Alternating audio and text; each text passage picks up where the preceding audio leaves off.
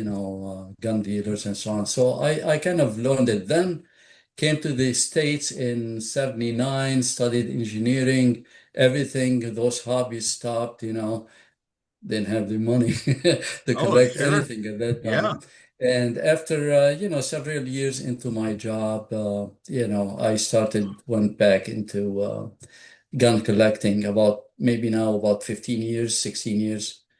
Been Uh, collecting. that's that's close for me also. I mean, I've always been around guns my whole life. And I was in the Army from 80 to 2000.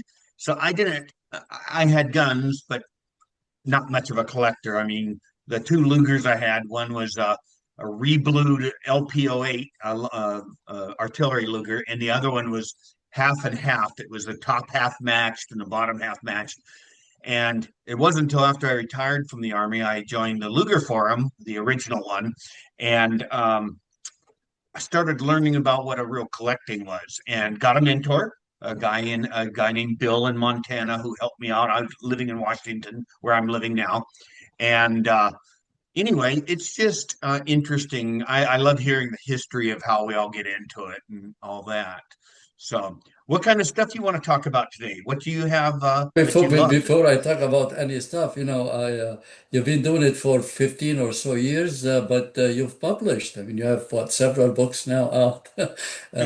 Simpson Lugers is big, Police Lugers is big, and then the other Yeah. interesting, bringbacks. So I have all those on my shelf. Some of them you signed for me, and I learned especially about the Simpson Lugers from your book, and I've been trying to, learn a little bit more since then.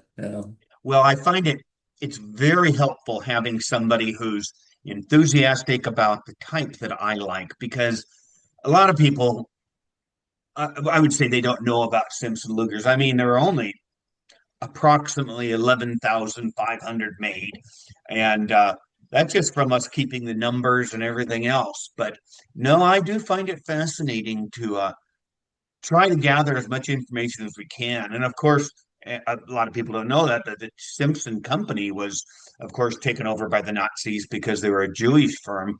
So all of their records, most of their records were lost. And that's a Yeah, real shame. yeah, yeah, Not yeah, that I read German, but I can try. And I have friends. Friends are always a good thing, yeah, you know? definitely. Yeah. So, what did you first start to collect and why? I know you like guns, but I had a couple of shotguns, for small game pheasant hunting, here in North Michigan, but didn't once in a while deer hunting. I have a couple of, you know, shotguns with the slug thing, went deer hunting a yeah. few times. Usually I'm sitting there, but, in like a small enclosed place, and very early, we drive very early, but I'm enjoying my cigar. And my friend told me, is the smell of your cigar that's not bringing you any deer. Yeah. Yeah, I started, my first gun was a 40 Smith and Wesson, caliber kind of handgun. It was in chrome. It was too heavy for carry, basically. Yeah. So it stayed in a drawer. But then, into the Lugers, I think it's a restored K-date. So I start really, with something, nice. And then from there, I kind of going in all different directions. I have 1911s, the engraved ones. I have one by Prodome, very nice. I have one engraved by an engraver from Germany. I think they used to freelance. At least this is how I learned about this fellow from an American, published um, author. So I asked him about the name of the engraver is on the handgun, and he basically reached a friend in Germany, and he said, "Yeah, this fellow in the 70s, he did engravings and others." and they were fascinating by the Wild West of the U.S., the Yeah. horses, the all that, buffaloes, and the engraving, gold inlaid figures in it that reflected those themes. So I was kind of surprised by he said, yeah, the Germans back then were fascinating by the Wild West of the Well, of America. I was in the Netherlands, and which is literally the border to Germany, was just 3 miles away, 5 miles away, and the Dutch friends that I had, they loved the Wild West. They loved Mm, country western music. I yeah, had they called it a Jeep, but it was actually a Ford Bronco too, and but they always referred to it as a Jeep because Jeep was just kind of a four-wheel drive, thing that they'd talk about. yeah, So yeah. funny stuff. So yeah, I've And always I liked got into 1911s too. I'm yeah, sorry, go yeah, ahead. yeah. And the topic of today, I chose the with your help, the Martz conversions, and I have around me here about 5 pieces, 6 pieces. I don't know if the time would allow, but I'll start and you can stop me. I have a lot of information, cooking in here, and I'd Sure. love to share, but just keep me honest time-wise and topic-wise, please. It'll give us a warning like 5 minutes out, but yeah, Martz, John Martz was a gentleman that he liked to play with Lugers. I never met him, but GT actually met him and worked with him on the magazines. He made the magazines for the guns. At Yeah. least some. He made the bottoms, I should say, not the Yes. entire magazines. But he would take a Luger and cut it kind of 3/4 over, from what I understand. Go ahead, tell me about it. Yeah, the higher calibers, he would widen them and basically lengthen them lengthwise. So it's basically in two How would he do dimensions. that? Yeah, he would just, I think he had a way to kind of hold those parts and then he would, what, a tack weld, in it. But I mean, I look at the guns I have, the higher caliber, it's hard to see it. You Yeah. cannot see, where he did the welding. So he was really a master of that craft. And, so in those conversions, before I start, you know, I just want to say a little bit about John Martz, just since we're recording this, and where I got my information to get started. Um, so essentially, in after the Navy, he in retired from the McClellan Air Force Base. He worked there for 25 years as aircraft sheet metal worker. He retired in Ah, 76. Yeah. But in 68, he made his first conversion, and it was a 9 millimeter baby P38. That's oh, his first. And yeah. his last was very late, 1 year before he passed. It was in 2012, and he did a baby for his grandson. Oh, Kind nice. of Yeah. interesting. Yeah. And I'm really interested in the higher calibers than the 9 millimeter because this is where the challenge is. And he didn't do as many in those calibers, 45 ACP, 38 Super Auto, 357 Zeke, and he did one in Magnum 357. It didn't That'd be work tricky, I that would think. well. Yeah. Yeah, yeah. So I have this is the Magnum 357, and I just want to quickly show this. This is a prototype, just the upper. Oh, Yeah, yeah. and you see how wide this opening is, to take Yeah. care of the. So we figured that this is really a Where'd you pick that up? prototype. That's really cool. Yeah, yeah. You see how long he would basically this one he would lengthen. This is very, significantly longer than your, Yeah. 9 millimeter. And he had a jig. that would basically, it was shown in one of the magazine articles. He had like 40 published articles about his work. Really? I didn't know that. I Yeah, only knew of a couple.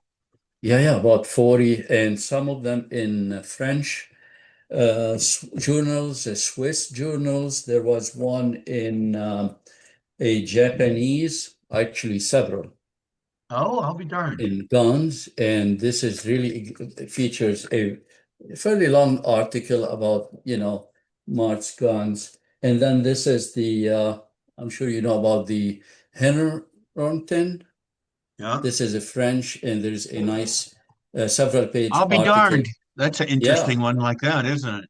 yeah, about Martz and the Martz team. Since we're in the topic of the Martz team, we should really give credit to individuals that Martz himself in several articles have acknowledged. Edward Corda, machinist, Charles Danner, rust blue finish, George Sarkisian, that's the nice grips, Ah, and as well as Gail Morgan. Morgan did grips, and he's as you know, he's himself is an accomplished, gunsmith. of For a course, yeah. brief period in the 70s, he worked with John Martz. And we have Jerry, GT, you mentioned, Jerry Tomek, helped with the bases of the magazines and some grips, I believe. You have Rene Cazenave, and Richard Belt. So this was, his team, the last two for hand engraving and machine engraving.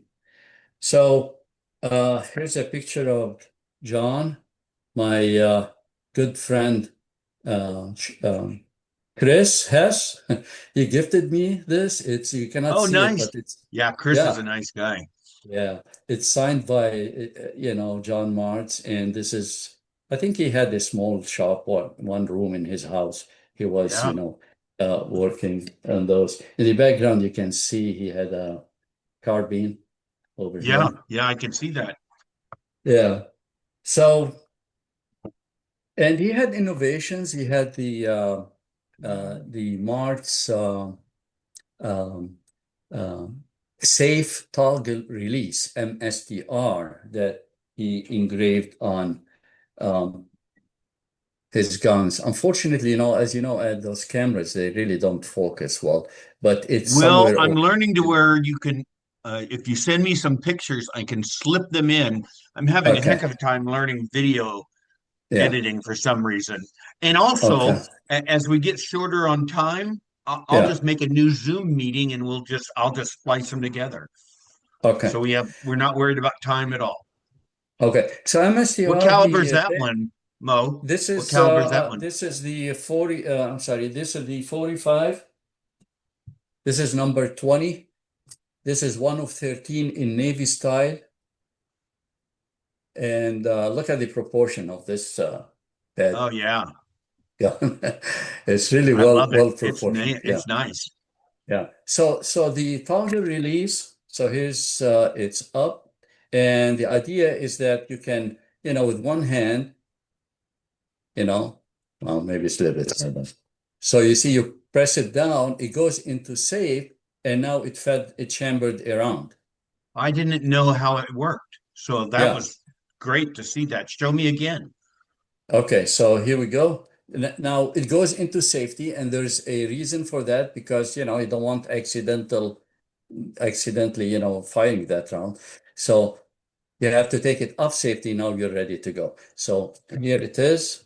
Whether Yeah. there's a magazine or without a magazine, this will work. So you can release it by just moving this lever back. Huh, that's cool. Yeah, yeah. Yeah. And this one here, on some of them, he dated the chamber.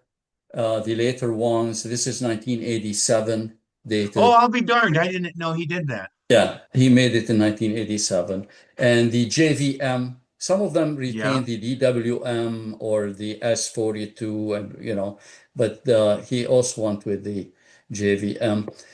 If you take the side plate on his guns, again, this is hard to see, but there are JVM in circle over here, and then the gun number. This is number 20. Oh, okay. 20 in this series. So he Yep. made 13 of this style, 12 or 13, and this is, one of them. The thing to keep in mind, so this is being widened and stretched to accommodate the 45, and the big deal is the mag. Yeah. Those are really rigid, well-built magazines. And he'd have like JVM on the bottom, and this is say number 20 as well. It's hard to focus it, but it Yeah. has a 20 here. Uh, it's very difficult, to move it. You really need a tool. The Yeah. regular Luger tool would work with them, but he made his own, tools for those. And Do you have any this of those would, tools? no, I was going to no. say, because obviously the upcoming Luger tool book, I don't have a picture of them, so they must not have made that many. Yeah, and some of them, for example, if you ordered it with this gun, it would have 20, the number 20, the number of the gun, Martz Yep. number on it. Yeah. So the secret is in the magazine, and this is super, super stiff mag. And the Yeah. reason, as you know, because especially those bad boys with the 45, let me show you a picture here. By the way, for the interest of the viewer, um, all those guns I'm gonna show today, the higher calibers 45, 38, and I have two of each, one in Navy and one in Baby. The 45 is the wildest. I mean, if you look, you see it? You see that? What's called P08 triangle? This is a 45 triangle. It just, when it ejects it, it basically hits the side of the internal side of the frame and leaves this, mark. You see how it Yep. is? Yeah. Yep. So the 45s, the Moss 45 are really, you know, I don't know if the 45 was ever really meant for the Luger, but it's reliable. I have for each of those Oh, you've guns, shot it. You shot it then. I've shot them, and I have on Luger forums, I have movies. I have, a thread, for example, on the Martz guns in the various calibers that I have, which I have shot, and I kept them. This is like it takes five. The capacity is 5 rounds, and they work flawlessly. All the guns Oh, I'm showing today, are documented, and they work flawlessly. So the magic in Mart's work is that a very stiff mag, because I think Lugerman Eugene figured that out in yes. one of his videos on YouTube. He mentions that he had really, as he was developing his 45, replicas of the 1907 Luger, um, he had to basically go to a very stiff spring magazine to do it. I uh I was out at his shop.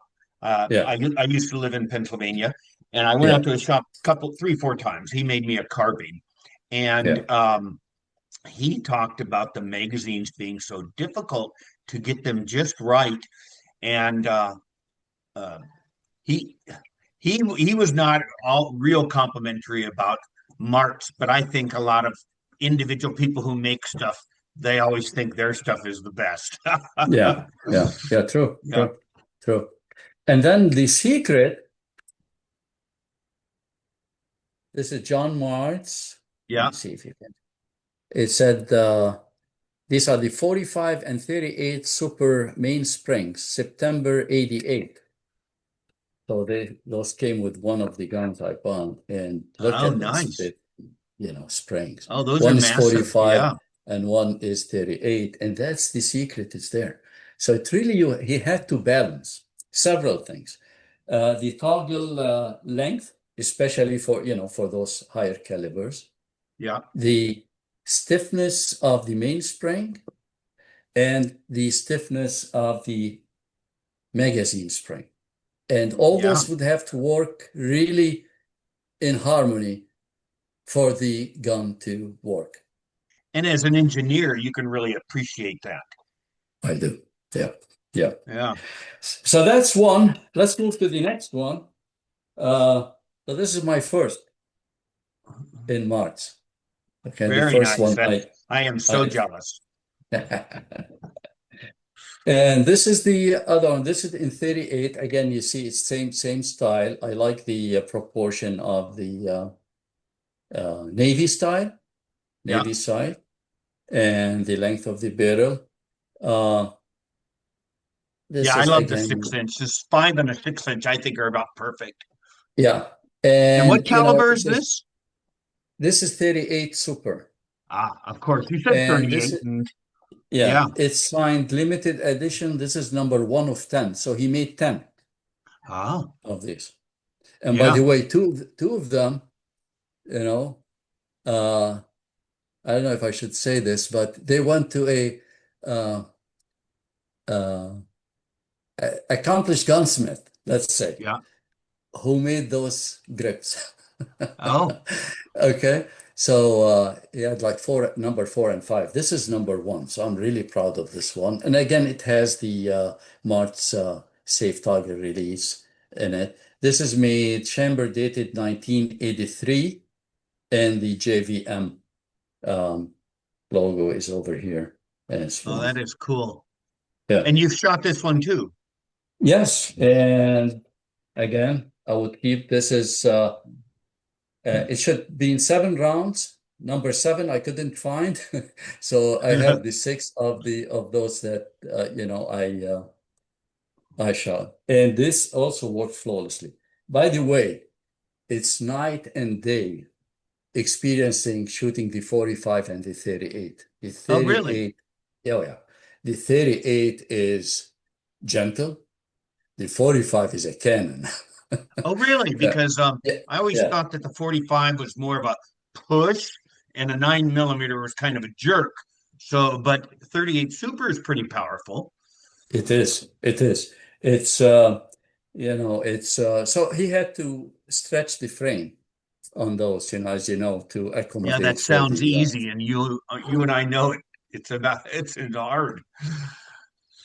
yeah, John mastered it. He made um, a total of 610 conversions during his career. Oh, I didn't know that. 610. Yes. And I want to thank uh, Doug Coffey. Is that how you pronounce his last name? Yeah. Yeah. And Doug was so generous in, first of all, he went to Neola, John's widow, and he was a good friend of the Martz, and he knew about the files, the cards that John kept.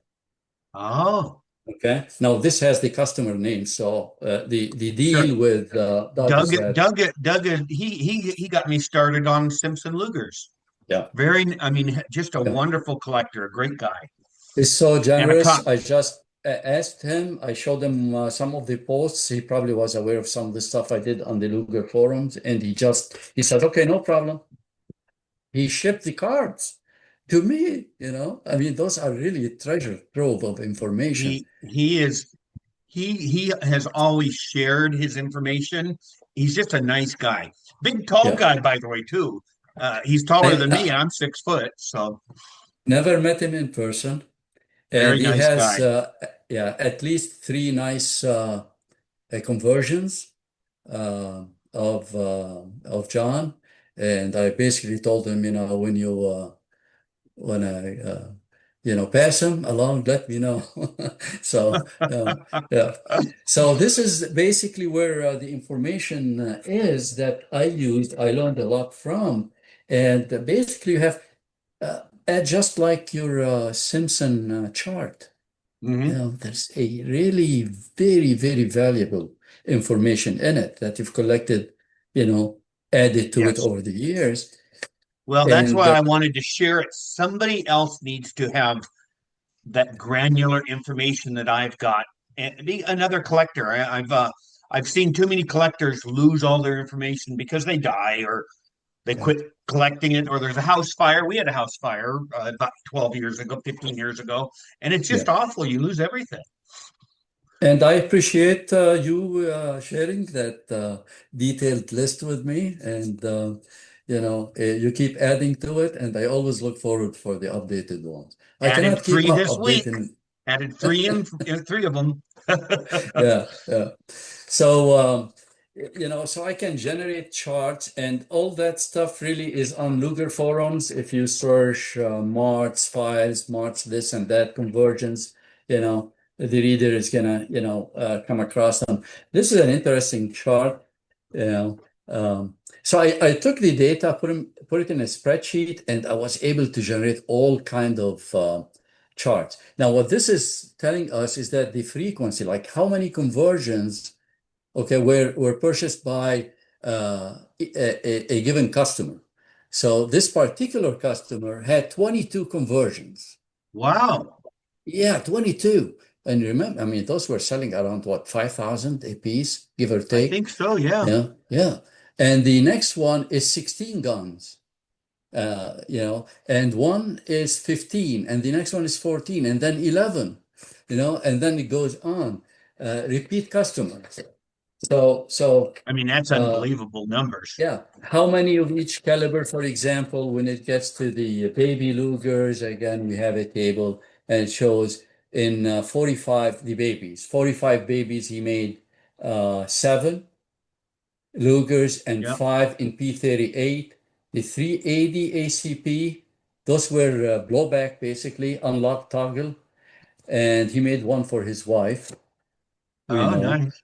Yeah. And he made six uh, in Lugers and zero not in P38, 357 SIG. He did four babies, none in P38, and 38 Super. He made one baby of each. One baby of each. Ed, You one would baby think the of each. 380 ACP would be too small. Yeah. Oh, Yeah, those that are was, sweet. those are, so this is the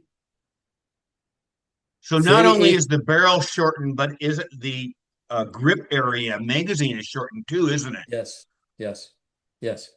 And the Luger has stiffer mag. Both are in 38. So there's March made just one of each. Those are the one Oh, baby in 38 and one baby in Luger, and the other in 38. It was a Walther P38. hmm. Yeah. So those were tested, and again, they are reported on the Luger forums, and here are the spent shells basically for both the Luger, baby Luger, 38 Super, mag capacity is 4 rounds, and the other one is 1, 2, 3, 4, 5, 6, 7. Oh, okay. Yeah. And the magazine on the P38 is really the spring is soft. You can load it. You don't need obviously Oh, a loading tool to do that. But the Luger is really very hard. And we know that the Luger, one issue or one thing that makes the Luger hard to converge for the higher calibers is that when the toggle moves back very fast, yes, okay? So the stiffer spring is really needed to kind of slow it down right. because it moves fast and then it feeds the next round, and the magazine doesn't have time to lift the next round. You see, Sure. if the mag is not stiff enough, and Yep. that's why for the angle of the bullets in the magazine for the Luger, the mag spring is really very critical, very critical. Too hard for me to figure out that stuff. I mean, it really takes a genius to figure out how that can work reliably. Martz did. Yeah. Yeah. Martz did. Yeah. So what else do I want to show you? So I showed you four so far. Oh, we have to talk about the carbine. So this is the 9 millimeter, only 9 millimeter Martz Yeah. I have. And this is a 1920, started this life as a 1920 chamber dated DWM. But instead of the DWM, this is 1976. So this is one of his early ones. And Oh, 1976 was the year when his MSTR patent was, uh, awarded. He applied for it in 75, got it in 78. So what it says here, it says, I need to put my other glasses to see it, my reading glasses. And it says Martz release patent pending okay. on the Patent target. pending. Yeah. Yeah. So this was the basically before he went to the MSTR over here. So the patent has just been awarded, and this carbine was made in that same year. And if you take it apart, the same March release patent pending is on the frame. He put it in the frame. I've got one of the 9 millimeter barrels from Martz that Nice. I was going to use on. I had a 1920 carbine that the barrel was all. So anyway, he friend of mine was going to use it, and it was easier to modify a different barrel he had. So I still have that barrel in the white. Cool. So, And it came with this Boit, BOYT, decorative. oh, nice.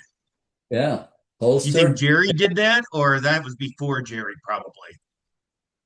I'm not sure, I but would this say is like before Jerry. Jerry the Burney. It doesn't quite look like his work.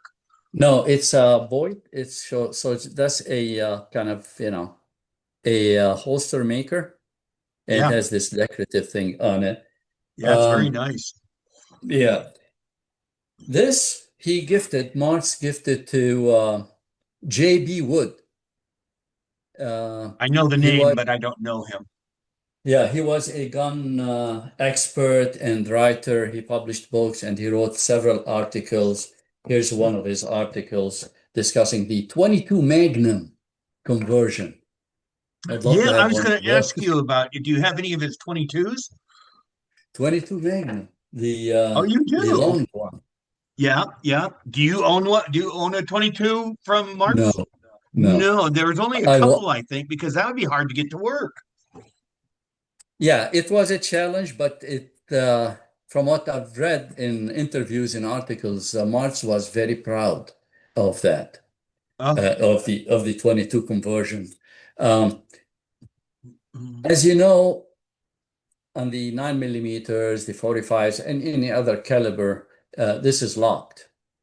The toggle is locked. Okay, so when the bullet leaves the muzzle, then this moves back, and those ears hit the frame ramps, and then it unlocks. well, I Okay. think a lot of people don't quite understand. My hands up here by the barrel and everything else is that there's a real trick between the because it has to move the entire action, and so it can't be too heavy. And the spring, it's very tricky to get it to work right.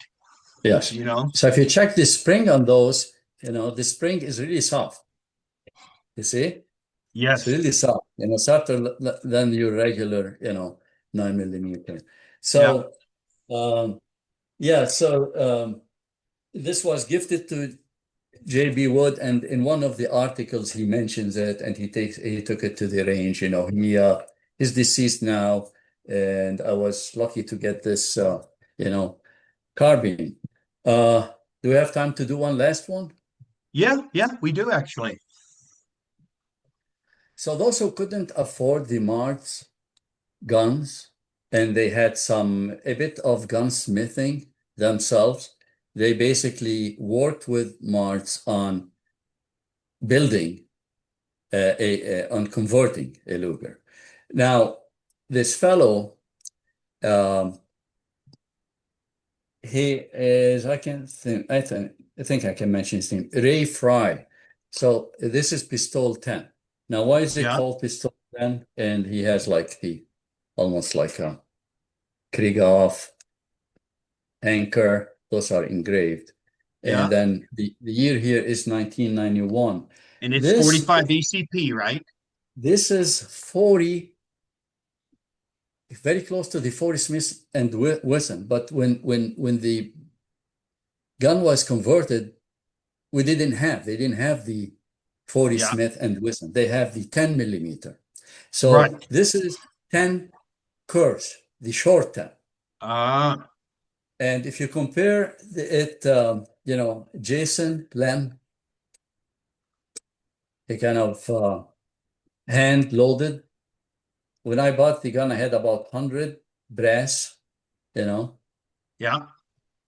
for it and, the bullets. And then I sent it to him. So he loaded, I have about 100. So I tested the gun with several. And then, so this is like the 40 Smith and Wesson, but it's about 2 millimeters shorter.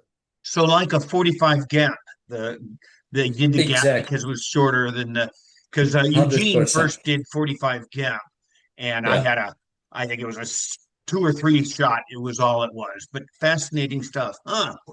Yeah. So yeah, when you say down south, you mean Mexico or down in South America? Where was it made? Uh, I'm sorry, the Where did this guy make this Luger from? no, he's in the US. I think he used to be a member on the forum, the Oh, Ray Fry, but John Martz helped him with the springs yeah. and with the barrel. He sent him a long barrel and he cut it and he kind of fit the barrel in there. So it was like a joint project. And if I take the side plate, it says here in an ellipse, JVM for the Yeah, typical John Martz. And then next to it, I have to move my finger. Next to it is a circle with R. Open this a little bit, widen it, yeah, essentially widen it, and not much done to the rest of the gun.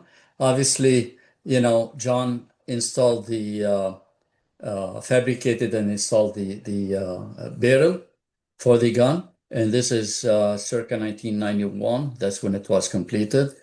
And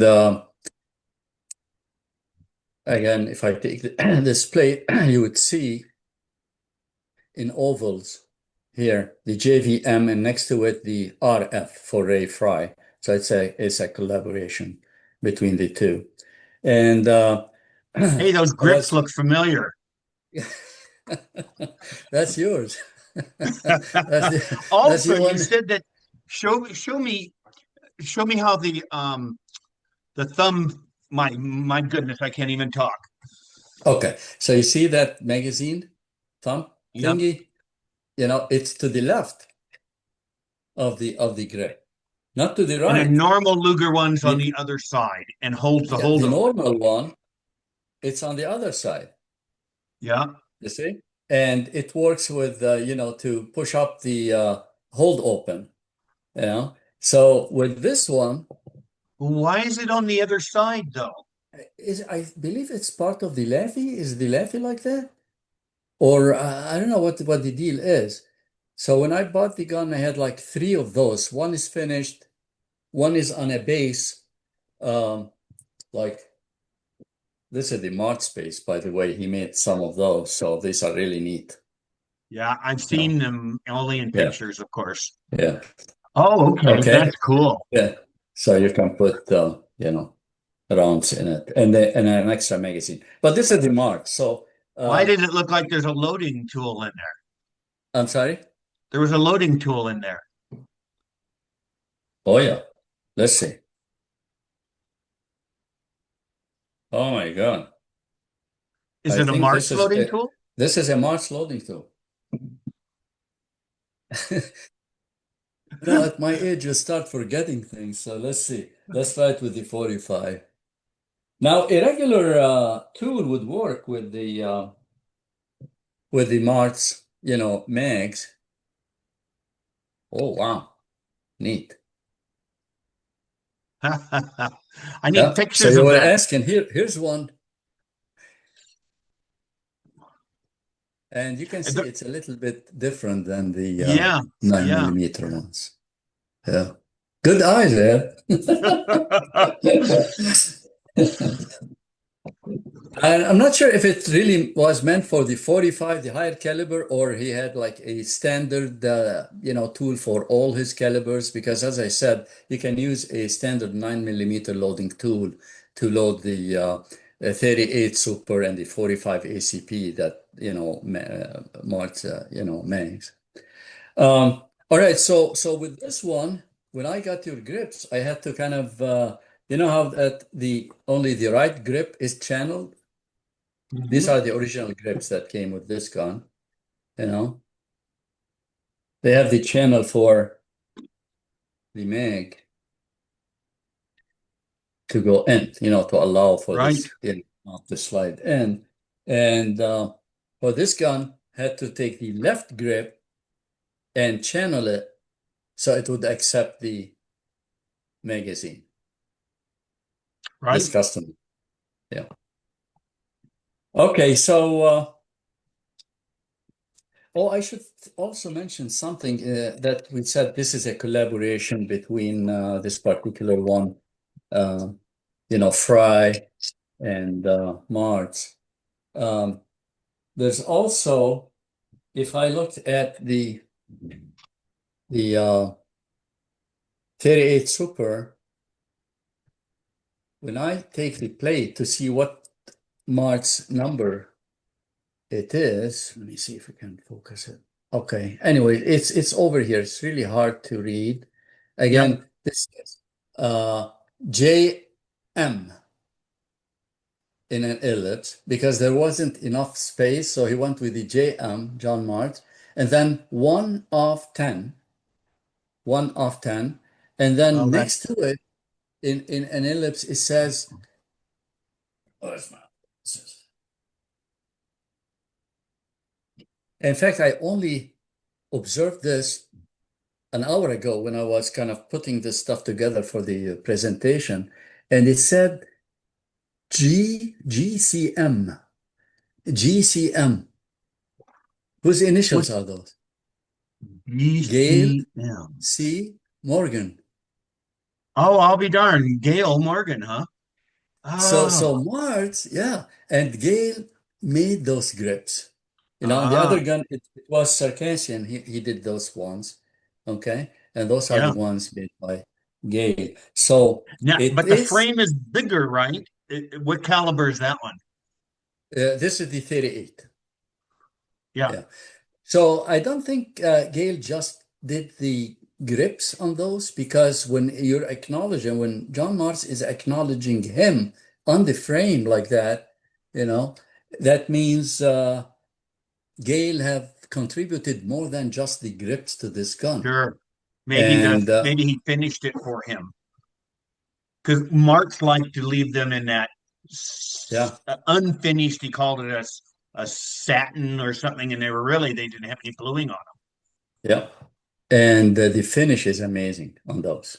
So I them. Yes. think you made a very good, excellent point that maybe Gail also, did the finish, the grips and the finish. And by the way, if you take those grips off and on the back, uh, whether it was Sarkassian or Morgan, they basically have signed them, not by pen, I mean engraved them with their initials. And I believe this one also has the 1 out of 10 on the Oh, I'll be grips. darned.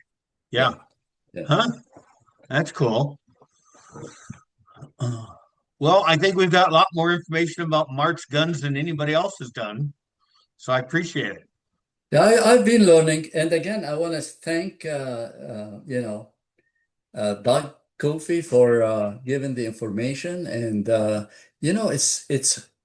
it's not always that you get the files of a gunsmith, especially No, someone on the caliber of John Martz. And he documented maybe like 99% of the guns he ever made are on those cards. I didn't know. I And thought he had made a lot less than what you've got records of. 600, 610 of them. And he would go, Wow. for example, his March number in first column, the number, and then he organized it in like baby P38. And then Uh, one card would have the baby Lugers, several cards. And then you have the 45 Lugers on separate cards, and so on. And then the carbines, he organized them by barrel length. oh, okay. And he Yeah. numbered basically. So the sequence would always start with a 1 for Yeah. like the P38 babies, and then when he moves to a different caliber in P38 or Luger, he would also start from 1. Huh. Like the That's Luger great 40, information. yeah, Yeah. Really And is. then next to it, he has the serial number. And in many cases, that's the original frame serial number. And then he would tell you who the manufacturer was. Like I have here an AC-44, a BYF. This is the P38s, a Walther. And then for the Baby Luger, you have DWM. You have a Simpson on one of them.